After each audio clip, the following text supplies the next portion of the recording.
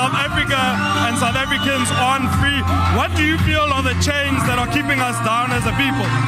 So as I said earlier when I was speaking is that we are free to associate, we are free to vote, but only a select few have been selected. If you certainly carrying a certain card, but we are saying now that like 1994, it is time for everyone to come out so that we can enjoy true freedom, we can enjoy economic freedom, we can enjoy a place that doesn't have crime, where domestic violence is not plagued by so many women.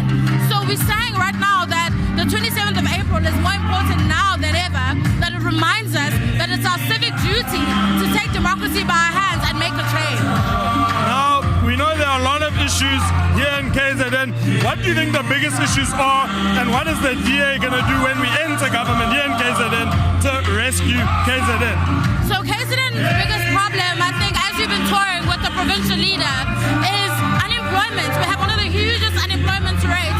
We also have the biggest gender-based violence rates. But one thing that we want to do as a DA when we take over is to lobby to make sure that crime and police is decentralized from national to the provinces so that we can have more control over it. We also want to build jobs like we've been happening in the Western Cape, like in Ngeni. We want to have a register for people who can apply for jobs that is open and that people can have opportunities, and we want to have more investment come back. We need to make sure that businesses come back and that services are delivered so that businesses can have a place to thrive and that people can get employment. Mabato, politics isn't for everyone. It's an extremely demanding job. What gets you up out of bed every morning, and what keeps you going? So I'm a mom. My son, he gets me up every day because he specifically needs a future. He needs a home that he can be proud of. I don't want him to leave. Just because he might be able to have the means, I don't want him to leave because this is his province, this is his country. So I wake up for my son so that he can be able to go to the school he wants to go to. He can go to the clinics that he wants to go to. He can, have fun with his friends. He can have a future. He can travel. That can only happen if I wake up every morning and I fight.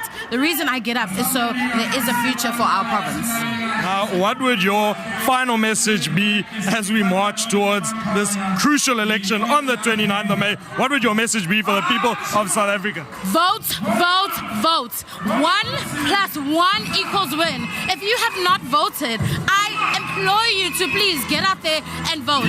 Everyone who has voted, all the DA voters, I tell you to rally. You need to grab your grandmother, you need to grab your colleague, you need to grab